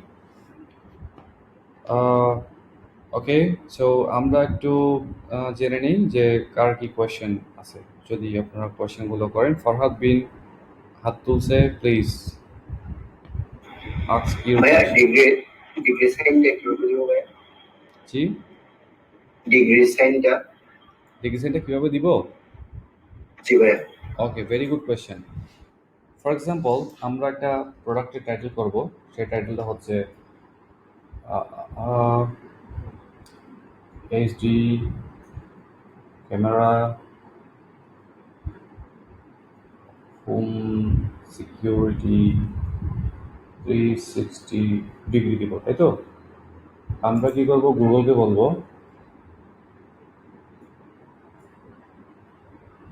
Degree sine. এই যে এখানে আছে degree sign, copy it, paste it, that's it, boom, got it. জি ভাইয়া, থ্যাংক ইউ ভাই। যার কেউ নাই তার গুগল আছে। ওকে, সো এখন জি ভাইয়া। আর কার কি কোয়েশ্চেন আছে? ভাইয়া ওই যে ইবাইয়ের যে টাইটেলটা এটা কি লং হবে অ্যামাজনের মতো? ও, একটা পয়েন্ট বলতে ভুলে গেছি, এই পয়েন্টটা অবশ্যই নোটেড। আমাদের ইবের টাইটেল হবে অবশ্যই 80 ক্যারেক্টারের মধ্যে, 80 ক্যারেক্টার্স, এটা লিখে দিতে পারেন। দেখেন 80 ক্যারেক্টার কোথায় আছে, এই যে দেখেন 80 ক্যারেক্টার, হ্যাঁ, এটার ম্যাক্সিমাম হবে 80 ক্যারেক্টারের মধ্যে। তাহলে আপনি টাইটেল নিয়ে যে খেলাটা খেলবেন সেই খেলাটা 80 ক্যারেক্টারের মধ্যে খেলে ফেলতে হবে। এখানে রচনা লেখার কোনো সুযোগ নেই। এরপর একটা অপশন আছে, দেখেন এই অপশনটা হচ্ছে সাবটাইটেল। আপনি চাইলে একটা সাবটাইটেল ইউজ করতে পারেন এবং সেটা হবে 55 ক্যারেক্টার্সের, বাট সেক্ষেত্রে আপনাকে 2.4 ইউরো ব্যয় করতে হবে। আমরা কখনো এখানে ভুলেও একটা ফোঁটাও কখনো দিব না। ধরুন আমি এখানে ভুল করে একটা ফোঁটা দিলাম, এই ফোঁটার জন্য কিন্তু ওরা আমার থেকে 2.4 ইউরো কেটে নিবে। দেখছেন 2.76 ইউরো। এবং ইউকেতে লিস্ট করার জন্য আমাকে 32 সেন্ট কাটে এভরি লিস্টিংয়ের ক্ষেত্রে। ওই সেন্টের সাথে এই 2.4 সেন্টটা যোগ হয়েছে। ওকে, সো আমরা ভুলও এখানে একটা ফোটাও দিব না, ফোটা দিলেও কিন্তু 55 ক্যারেক্টার লিখলেও 2.40 কেটে ফেলবে। সো এটা আমরা কখনোই দিব না যতক্ষণ না বায়ার বলবে। বায়ার যদি বলে যে তুমি সাবটাইটেল ইউজ করো, তো তখন বায়ারকে ইনফর্ম করতে হবে, দেখো আমি যদি এখানে সাবটাইটেল ইউজ করি তাহলে তোমার থেকে এই পরিমাণ টাকাটা কাটবে, তুমি কি এগ্রি? সে যদি বলে আমি এগ্রি, দেন আপনারা করবেন, আদারওয়াইজ ডোন্ট টাচ হিয়ার। এরপরে কোয়েশ্চেন শাহিন ভাই বলেন। জি ভাই, আমার প্রশ্নটা হচ্ছে একটু এক্সেল শিটে গেলে কি ভালো হয়? সেখানে অল অল ইনফরমেশন নামে একটা অপশন আছে, এখানে মানে কি কি রাখছেন সেই বিষয়টা কি না, সেটা তো বলা যাবে না ভাই। ও আচ্ছা আচ্ছা হ্যাঁ, আচ্ছা ভাই। মানে মানে আমাদের তো মানে সব খারাপ কেন? মানে একটা জিনিস আমরা একটা কথা বলি যে আমাদেরকে ভাত খাইতে দিলে বলে একটু বসি, বসার পর বলে একটু ঘুমাই, ঘুমানোর পর বলি যে আর একটা দিন থাকি, হ্যাঁ, আরও কয়েকটা দিন থাকি, এরকম একটা অবস্থা না? মানে আমি দেখাই দেখাইতে সব দেখাচ্ছি, তারপর আপনারা স্যাটিসফাই না। এখন অল ইনফরমেশন চাইতে হবে, এরপরে কতক্ষণ পরে বলবেন যে ভাইয়া আপনি এখান থেকে কত পার্সেন্ট নেন, হ্যাঁ, এগুলো কাহিনী না? আচ্ছা, এরপরে কোয়েশ্চেন, মইদুর প্লিজ।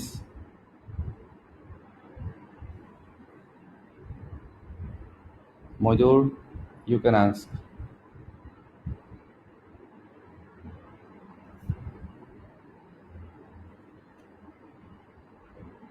ফরহাদ বিন। ভাইয়া ওই লিস্টিং করার পরে যদি আমরা দেখি কিছু ফি অ্যাড হয়ে আছে, এখন এটা কিভাবে বের করবো যে কি জন্য ফিটা আসছে?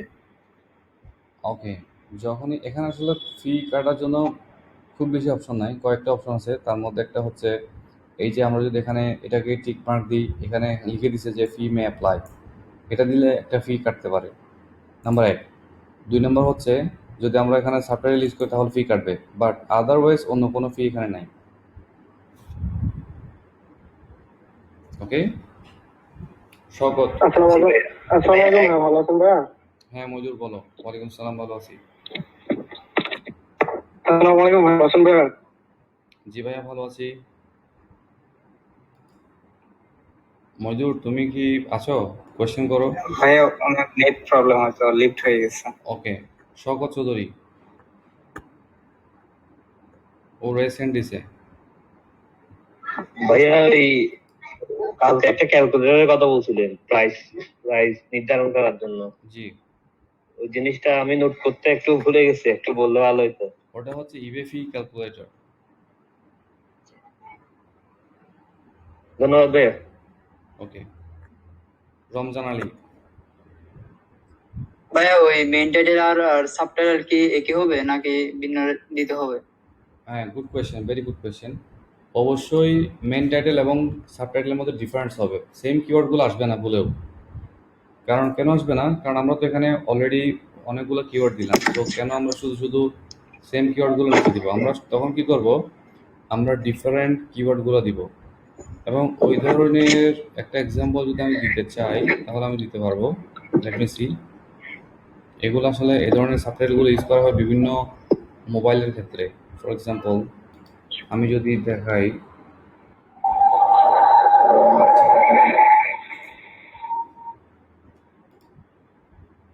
আমি একটু দেখাই আপনাদেরকে বিষয়টা, তাহলে ক্লিয়ার হবে।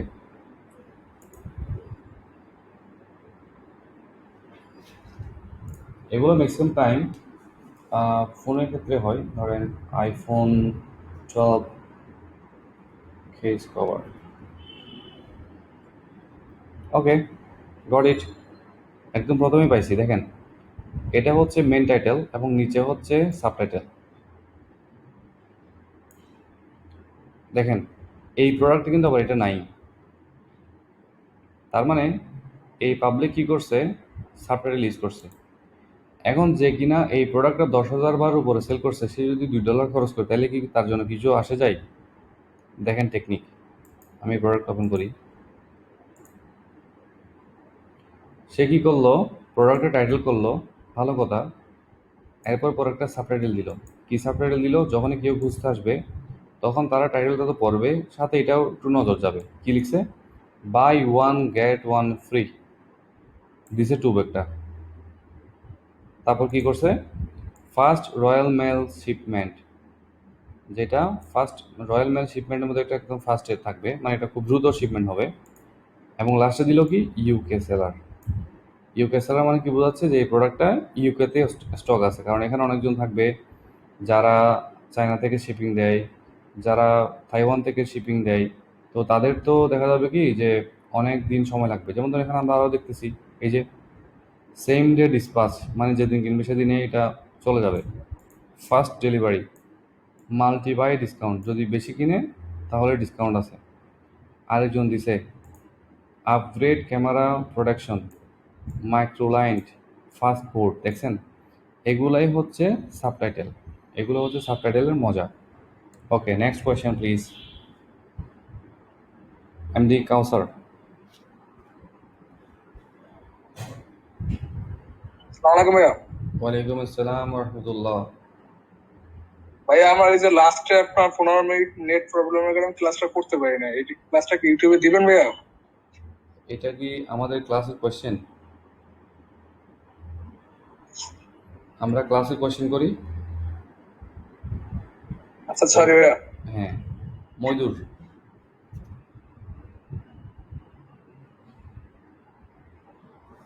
মইদুরকে তো কোয়েশ্চেন করলে, আজকে কোয়েশ্চেন করলে সে তার প্রশ্নটা শুধু একদিন সব চলে যাবে। So Moidur, is better if you can write here on the text, on the chat box please. Shahin ভাই। জি ভাইয়া, আমার প্রশ্নটা হচ্ছে আমরা সবাই ভাই যেমন সেলস চ্যানেলে ইয়া করে। আসসালামু আলাইকুম ভাইয়া। দেখছো, আশিনে ডাকতেছি, কার্তিকে ওর খবর হচ্ছে। জি ভাই, তো মূল কথাটা হচ্ছে ভাইয়া যে আমরা ইবেতে কি ফেসবুকে যেরকম সবাই ভাই অ্যাড দেয় এরকম কি অ্যাড সিস্টেম আছে? হ্যাঁ, ফেসবুক তো মানা করতেছে না তোমাকে অ্যাড দিতে, তুমি যেখানে ইচ্ছে সেখানে অ্যাড দিতে পারো।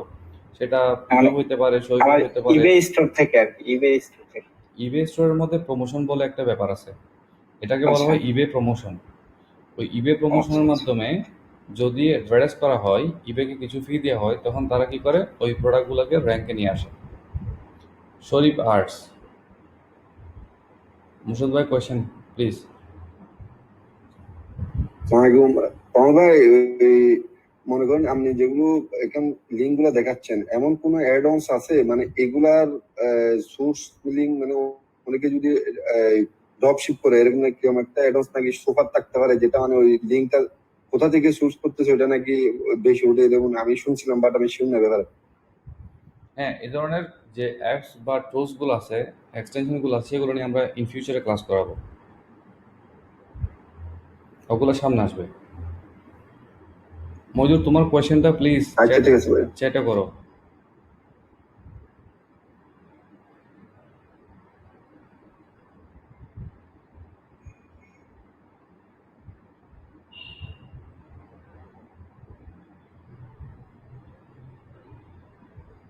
ওকে, আশা করি আর কারো কোয়েশ্চেন নাই।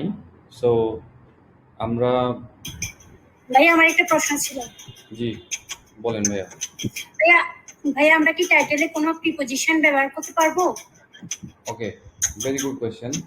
প্রিপোজিশনটা যদি ভ্যালুয়েবল হয় সেক্ষেত্রে আমরা অবশ্যই ইউজ করব।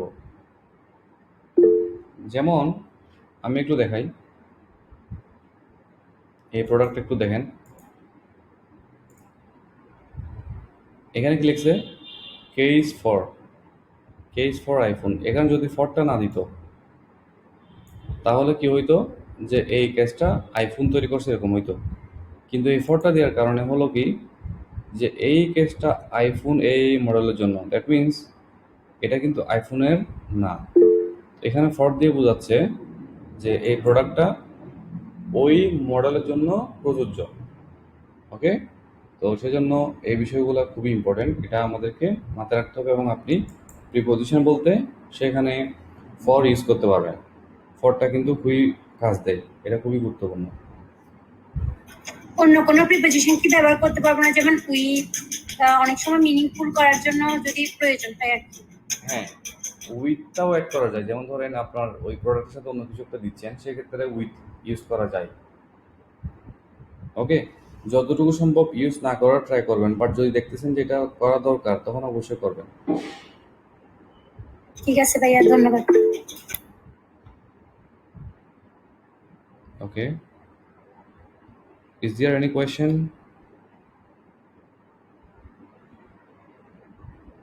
আচ্ছা, মইদুর জিজ্ঞেস করছে যে প্রোডাক্ট রিসার্চের শিটটা কপি করে দেওয়া যাবে কিনা।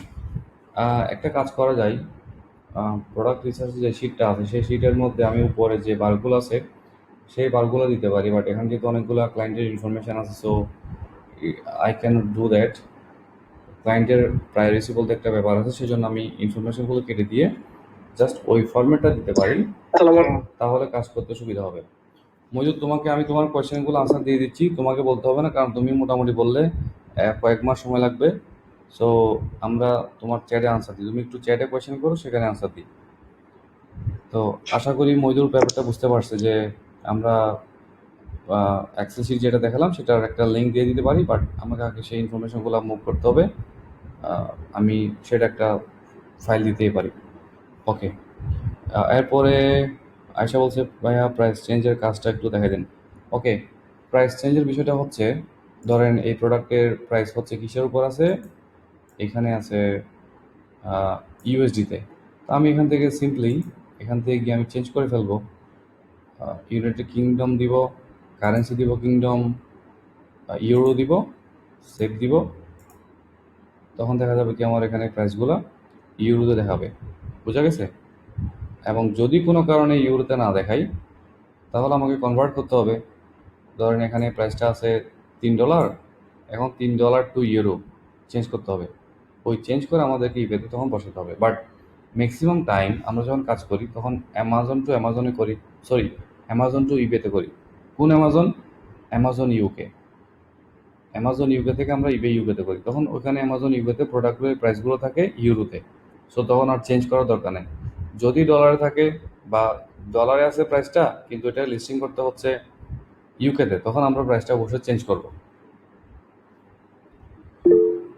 এরপরে হচ্ছে আরেকজন বলল যদি কোনো প্রোডাক্ট যথেষ্ট কিওয়ার্ড আছে যেটি 80 ক্যারেক্টারে কভার হচ্ছে না, সেক্ষেত্রে কি ডাবল লিস্টিং করা যাবে? না। সেম প্রোডাক্টে ডাবল লিস্টিং করলে আপনার এই প্রোডাক্টটা ডুপ্লিকেট হিসেবে দেখা যাবে। সো ডুপ্লিকেট করা যাবে না, আপনি অবশ্যই সেটাকে 80 ক্যারেক্টারের মধ্যেই নিয়ে আসতে হবে।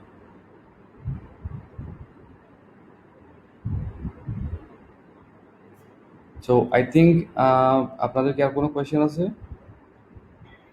আমার একটু জানার আছে ভাইয়া। জি ভাইয়া স্ক্রিনে যে প্রোডাক্টটা দেখা যাচ্ছে ওইটার মধ্যে প্রাইস দুইটা আছে, এখন আমরা কোনটা নিব?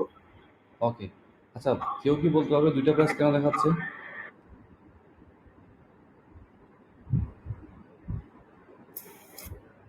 এখানে কেউ কি আছে যারা বলতে পারবে এখানে কেন প্রাইস দুইটা দেখাচ্ছে? বিভিন্ন শিপিং লোকেশন বিভিন্ন এবং ওগুলার সাইজ বা শিপিং লোকেশন দূরত্বের কারণে হয়তো বা হতে পারে। ওকে, যখনই আমরা লিস্টিং করব তখন আমি কোন দেশটা সিলেক্ট করবো? আমাকে ইউকেতে সিলেক্ট করতে হবে, যেহেতু আমার ক্লায়েন্টটা হচ্ছে ইউকের। যখন আমি ইউকেতে সিলেক্ট করলাম তখনই প্রাইসটা দেখা যাচ্ছে। এবং মেক শিওর আপনাকে এখানে শিপিং কস্টটাও অ্যাড করতে হবে। এটা প্রোডাক্ট আপনি ইউকেতে নিয়ে যাবেন, ভালো কথা। আপনার ইউকেতে নিয়ে গেলে তখন আপনার একটা শিপিং কস্ট লাগবে, যেটার দাম হচ্ছে 6.77। তার মানে এই প্রাইস সাথে এই প্রাইস, দুই প্রাইসটা যোগ করে তারপর আপনাকে এটার সাথে আবার 35% যোগ করে লিস্টিং করতে হবে। সো বুঝে শুনে কাজগুলো করতে হবে। ভাইয়া 35%টা কেন ভাইয়া? এটা কে প্রশ্ন করছে? ভাইয়া এটা আমি দিছি, মানে একটা অ্যাকাউন্ট ইস্যু। প্রশ্নটা কে করছে? 35% অ্যাড কেন করবো এটা প্রশ্নটা কে করছে? ইমতিয়াজ। ইমতিয়াজ, আপনি কি প্রথম ক্লাসটা করেন নাই?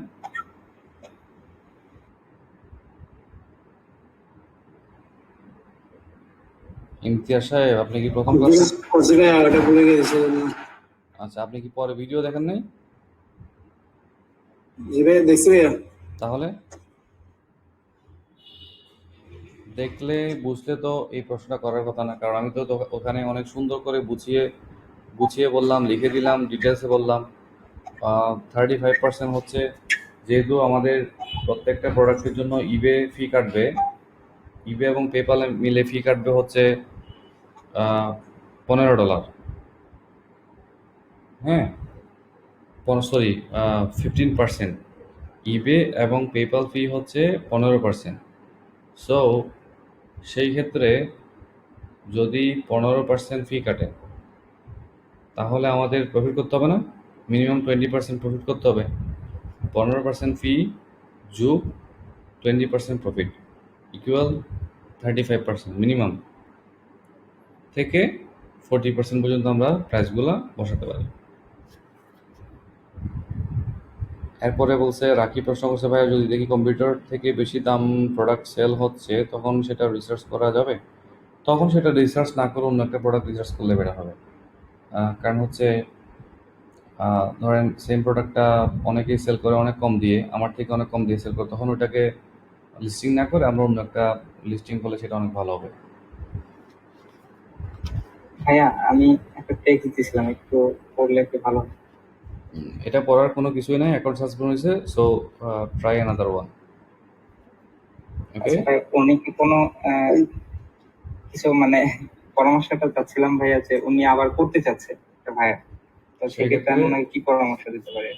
ও যদি তার অ্যাকাউন্টটা সাসপেন্ড হয়ে গেছে, কারণ হচ্ছে উল্টাপাল্টা লগ ইন করছে এখানে সেখানে বিভিন্ন অ্যাক্টিভিটিস কারণে ওর অ্যাকাউন্টটা সাসপেন্ড করছে, এবং এই অ্যাকাউন্টটা সাসপেন্ড হওয়ার কারণও বলে দিছে, এবং অ্যাকাউন্টটা পার্মানেন্টলি সাসপেন্ড করছে যেহেতু এটা বিভিন্ন জায়গা থেকে সেলিং অ্যাক্টিভিটিস খারাপ ছিল, সেই জন্য অ্যাকাউন্টটা সাসপেন্ড করছে। এই ক্ষেত্রে বাইরের জন্য সাজেশন হচ্ছে যে সে তার কম্পিউটারটা হয় সেট আপ করবে, অথবা সে অন্য একটা কম্পিউটারে ইভি অ্যাকাউন্ট খুলবে। এই কম্পিউটার যেন সে ভুলেও না খুলে, যদি খুলে তাহলে আবার সাসপেন্ড করবে। ওকে ভাই। So thank you so much, সবাই ভালো থাকবেন। ভাইয়া আমার একটা কোয়েশ্চেন ছিল। জি করেন। আসসালামু আলাইকুম ভাইয়া, আমরা অনেক সময় ইবেতে লিস্টিং করার সময় যখন কয়েকটা প্রোডাক্ট নিয়ে প্রোডাক্ট গুলো প্রাইস ওঠানামা করে লিস্টিং করার পর, তো সেক্ষেত্রে আমরা কিভাবে প্রোডাক্টটা চুজ করব, বা এটা একটু যদি বলতেন। আচ্ছা, কোয়েশ্চেনটা কে করছে? আমি মাহিন ভাইয়া। মাহিন, এটা কিন্তু খুবই অসম একটা প্রশ্ন ছিল, থ্যাংক ইউ। খুবই ভালো প্রশ্ন হচ্ছে, ধরুন আমরা একটা প্রোডাক্ট করলাম, সোর্স প্রাইসের দাম ছিল এটা হচ্ছে সোর্স প্রাইস 1.51। এই প্রোডাক্ট আমি এই দাম দেখে আমি কী করলাম, ইবেতে লিস্টিং করলাম $5 দিয়ে। আজকে লিস্টিং করলাম, কালকে এসে দেখলাম, বা আমি দেখলাম প্রোডাক্টটা সেল হলো, আমি $5 দিয়ে সেল করলাম, আমি তো খুশি। $1 প্রোডাক্ট $5 সেল করলাম, মাঝখানে পরে $2 মিনিমাম লাভ হবে। তো অর্ডার পাওয়ার পরে আমাকে কোথায় আসতে হবে? এখানে আসতে হবে, যেখান থেকে কিনলাম সেখানে অর্ডার করতে হবে। এখানে অর্ডার করে এই প্রোডাক্টটা কাস্টমার ঠিকানায় পৌঁছাবো। ওমা, এখানে এসে দেখতেছি কি যে প্রোডাক্টের প্রাইস বেড়ে গেল। কত আসলো? ফর এক্সাম্পল প্রোডাক্টের প্রাইস হয়ে দাঁড়ালো এখানে দেখা যাচ্ছে 3 পয়েন্ট সামথিং।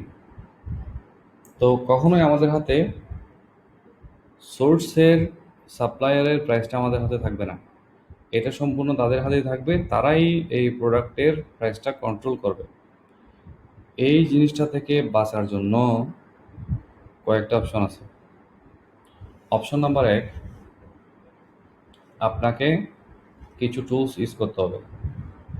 যে টুলসগুলোর কাজ হলো অটোমেটিক্যালি সাপ্লায়ার যদি প্রাইসটা চেঞ্জ করে, আপনার ইবে লিস্টিংয়ের প্রাইসটা অটোমেটিক্যালি চেঞ্জ হবে। This is number 1। নাম্বার 2, আপনি যখন ম্যানুয়ালি কাজগুলো করবেন তখন আপনি এক্সেল শিটে গিয়ে আপনার প্রতিদিন গিয়ে সাপ্লায়ার প্রাইস, আপনার প্রাইস, এগুলোকে চেক করতে হবে। সো সেক্ষেত্রে রিকমেন্ডেশন হলো আপনি একটা টুলস ইউজ করতে পারেন, অথবা আপনার বায়ারকে বলতে পারেন যে তুমি একটা টুলস কিনো, যে টুলসের মান্থলি ফি হবে $19, $20। তখন সেই সবগুলো কাজ ওই অ্যাকাউন্ট থেকে ম্যানেজমেন্ট করতে পারবে। Clear? Ahsan Ahmed Himel, please question. হ্যাঁ ভাইয়া, জি ভাইয়া। এই মানে ইবেতে ক্লায়েন্টের স্টোরে কাজ করার জন্য আমরা যদি চাই যে মানে ক্লায়েন্ট যদি তার ইনফরমেশন এই তার স্টোরের আইডি কিংবা পাসওয়ার্ড না দিয়া আমাদের থেকে মানে আমাদের অ্যাক্সেস দিতে চায়, আমাদের থেকে ইনফরমেশন নেওয়া, সেক্ষেত্রে কি কোনো সিস্টেম আছে? আমরা তো আর কি শপিফাই দেখছি যে আমাদের ইনফরমেশন নিয়ে ওনারা আমাদের তাদের স্টোরে অ্যাক্সেস দেয়। ওকে, তো প্রথম কথা হচ্ছে আমি আপনার প্রশ্নটা শুনে একটু মর্মাহত হলাম। কেন হলাম? যদি আপনি আমার ইউটিউবের ভিডিওগুলো দেখতেন ঠিক মতো, ফর এক্সাম্পল আমি একটা ভিডিওতে যাচ্ছি, আমার চ্যানেলে যাচ্ছি, যাওয়ার পরে আমি এখানে একটা ভিডিও দিলাম 1 সপ্তাহ আগে। সো আপনারা নিশ্চয়ই এই প্রত্যেকটা ভিডিও দেখেন, অথবা আপনাদের এখানে এই যে বেল আইকন যেটা আছে এটা হয়তো আপনারা যদি অল করে দেন, তখন আপনারা আমার সবগুলো ভিডিও আমি পাবলিশ করার সাথে সাথে আপনাদের কাছে নোটিশ চলে যাবে। তো দুর্ভাগ্যবশত আমি কিন্তু একটা জিনিস করি না যে যখন আমি কোনো একটা ভিডিও করি তখন কোথাও বলি না যে ভাই আমার চ্যানেলটা লাইক দেন, সাবস্ক্রাইব করেন, কমেন্ট করেন, সেটা আমি বলি না। তো এখানে যে লাইকগুলো আসে, যে কমেন্টগুলো আসে, সেগুলো সবগুলো হচ্ছে অর্গানিক। সো আপনি যদি এই ভিডিওটা দেখতেন তাহলে এই ভিডিওর মধ্যে সবগুলো ব্যাপার দেওয়া আছে। দেখেন, eBay multi user account access, how to send staff account invitation, permission on eBay. So আপনার জন্য রিকোয়েস্ট হচ্ছে এই ভিডিওটা দেখে ফেলবেন, so you can understand everything easily. Got it? জি ভাইয়া। ওকে, আচ্ছা ভাইয়া, তোমার ভাই, জি। ওই কিছুদিন আগে অস্ট্রেলিয়ার এক ভাইয়ার এইভাবে স্টাফ অ্যাকাউন্ট পাঠাইছিল। ওই সময় মানে ওইটা মানে অ্যাপ্রুভ করে না, যে কোনো একটা কারণে ঝামেলা হয়েছিল। আমি আপনাকে নক করছিলাম এই ব্যাপারে। তো ইদানিং কি মানে ইজিলি ওটা অ্যাপ্রুভ করতেছে? এটা যে আপনি যেটা সিস্টেম দেখালেন এভাবে? ওকে, গুড কোয়েশ্চেন। এটাও কিন্তু খুবই রিলেটেড একটা কোয়েশ্চেন। এক্ষেত্রে হচ্ছে আপনার ক্লায়েন্টকে সে তার নিজের একটা স্টোরে কি করতে হবে, সে একটা ইবে অ্যাকাউন্ট খুলবে, তার নিজের একটা সে ইমেল খুলবে অস্ট্রেলিয়ান অ্যাড্রেস দিয়ে, এবং সে সেখানে তার ইমেলটাতে সে কি করবে, স্টাফ অ্যাকাউন্ট পাঠাবে। তখন কি হবে, তখন আপনাকে তার ইমেলটা আপনাকে দিল, আপনি সেই ইমেলে লগ ইন করলেন, সেখান থেকে আপনি স্টাফ অ্যাকাউন্টের অ্যাক্সেসটা আপনি নিলেন। এটাই হচ্ছে প্রসেস। আমাদের বাংলাদেশের ইমেলগুলো দিয়ে ওই স্টাফ অ্যাকাউন্টটা কাজ হয় না। না হওয়ার পেছনে কারণ এটা হইতে পারে যে আমরা যেহেতু বাংলাদেশ সিলেক্ট করছি এবং আমাদের ফোন নাম্বারটা বাংলাদেশের, সে কারণে এই কাজটা হয় না। তো সেক্ষেত্রে আপনি ক্লায়েন্টকে বলবেন যে can you please create account, email account for me. ইমেলটা অবশ্যই বলা যাবে না, জিমেল বলবেন, কারণ ইমেল বলতে গেলে তখন আবার সমস্যা, আপনাকে ফাইবার অটোমেটিক্যালি একটা ওয়ার্নিং দিবে। সো আপনি বলবেন যে can you please create a Gmail and send staff on that email, যে তুমি একটা ইমেল অ্যাকাউন্ট খুলো এবং সেখানে স্টাফ অ্যাকাউন্ট পাঠাও and send me the log in, এবং সেই ইমেলের লগ ইনটা আপনাকে দিবে। এবং তাকে এটা মেনশন করে দিবেন যে ওই ইমেলটা তুমি টেম্পোরারি খুলতেছো, যেটা জাস্ট কাজের জন্য। তো তখন সে যখন আপনাকে ইমেলটা দিবে, লগ ইন দিবে, আপনি সেই ইমেলে লগ ইন করার পরে আপনি আপনার কাজগুলো করে যাবেন। সেখান থেকে আপনি অ্যাকসেপ্ট করবেন এবং আপনার কাজগুলো সুন্দর করে শুরু হবে। তো eBay.com এর ক্ষেত্রে, ইউএসএ ক্লায়েন্টের ক্ষেত্রে বাংলাদেশ থেকে আমরা যে ইমেলগুলো খুলি সেগুলো দিয়ে করা পসিবল।